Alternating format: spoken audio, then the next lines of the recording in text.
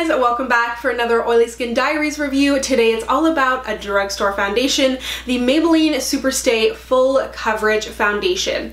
As always, I will have timestamps down below to guide you through this review, and I will have popular foundation shades that I am down below if you'd like to kind of match yourself, but I will also have a blog post comparing this foundation to some of the other Maybelline foundations and other popular foundations if you're trying to figure out what your shade is and you're generally close to my shade. This foundation review is a little bit different today because it's actually a collaboration with a fabulous Canadian YouTuber, Makeup by Cheryl. And I know there's some of you who watch my reviews and you're like, I have dry skin. What am I doing here? Well, this is why you're here, because Cheryl has a dry skin. She's also going to be reviewing this foundation, so be sure to check her out down below. But even if you don't have dry skin, she's amazing. She is Canadian, she's beautiful, she has great content, drugstore, high-end, she does tutorials, hauls, all kinds of good stuff, super well-rounded, really entertaining, and she just seems incredibly sweet. I mean, we've never met in person, we've chatted on Twitter a bunch, but she seems amazing, so definitely go send her some love down below. But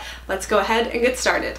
The Maybelline Superstay Full Coverage 24-Hour Foundation launched recently on the Ulta website. They actually had a Superstay out a while ago and I did like it, so I'm not totally clear if this has been reformulated or not, but we're going to be putting this new one to the test today. It launched on the Ulta website initially, I believe, and I purchased it from there and a bunch of other new Maybelline stuff that I put to the test in Sunday's video, so I'll link to that down below. It goes over a bunch of their new launches along with my experience shipping from Ulta to Canada. But I purchased this foundation for $15 Canadian. You're getting a full fluid ounce in here, which is the average size of a foundation, and it has a pump on there, which is super exciting to see. I'm wearing the shade 330 Toffee, and I've worn 330 Toffee in the Fit Me, but I've also worn 315, which probably would have been a better match. But on the Ulta website, they didn't have the numbers listed, and there's so few reviews about this. There's some from the UK, but because it's quite new, I couldn't seem to figure out exactly what my shade was. But anyways, let's go ahead and put this on my face. I'm gonna prime this half of my face just to see if it makes any difference in application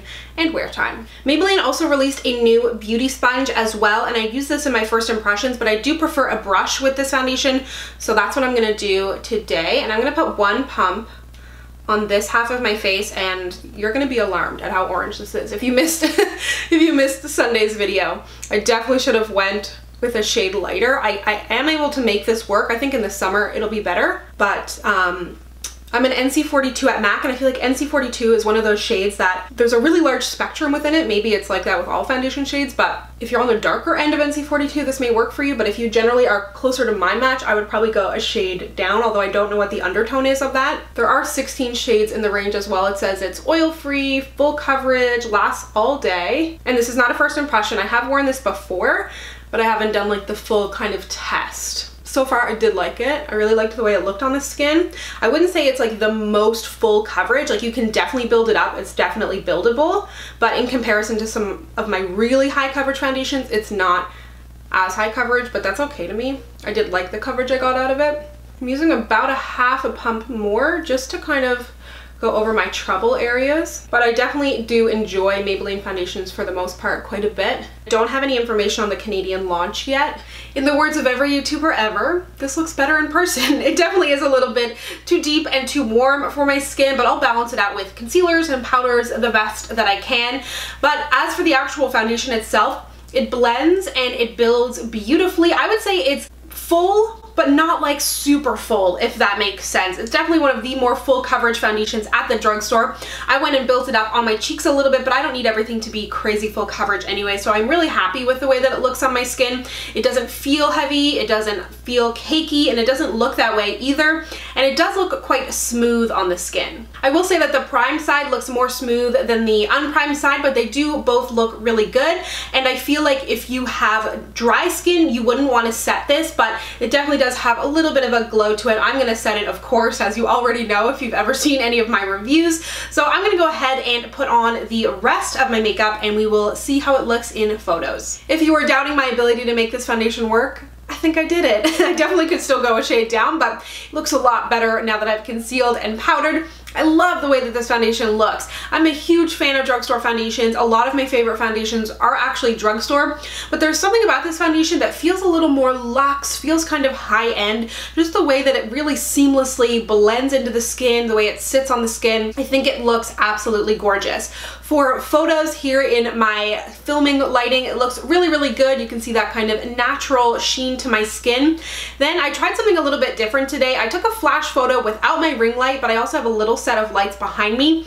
And with that lighting, I thought it looked really good with the flash. There wasn't a ton of flashback or anything like that. Then I turned off all of my lights and did a flash photo, and it also looked really good. So a little bit more flashback that way, but this is the best performing foundation that I've done for a flash photo test in quite some time.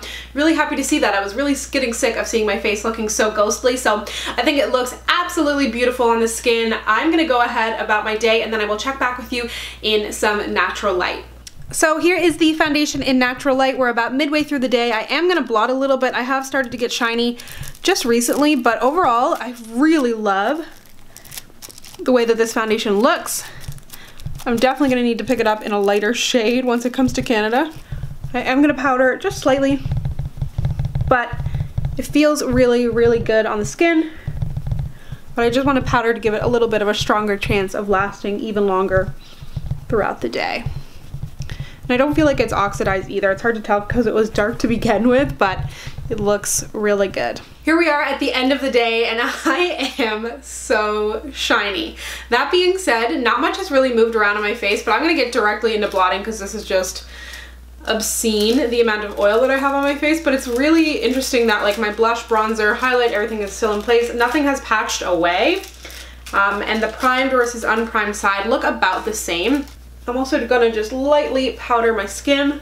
What I will say about this foundation, because I've worn this before, is that the less the better for my oilier skin. I get shinier the more foundation that I put on my face, and it definitely holds up better if I blot and powder a little bit more throughout the day. Now that I've blotted and powdered, I think it looks miles better. As I started to get oily just about 2 hours after I checked in probably, it started to look a little bit heavier on my skin because the oil was really coming through, and then that way I had no way to really control it because I didn't plan on blotting until now. So I think it looks really good again, so I definitely really love this foundation, even though I was looking quite shiny. I love the way that it looked on my skin upon application. It did look really natural upon application. It just started to get a little bit cakier through the day, and I did add a little bit more to kind of show you the buildability, how it builds. But overall, I do really like this foundation, even though it left me oily. I think that if you have a normal or combination skin, you're really gonna like this. As for dry, I'm not totally sure, but you'll have to tune into Cheryl's review to see how that holds up on her.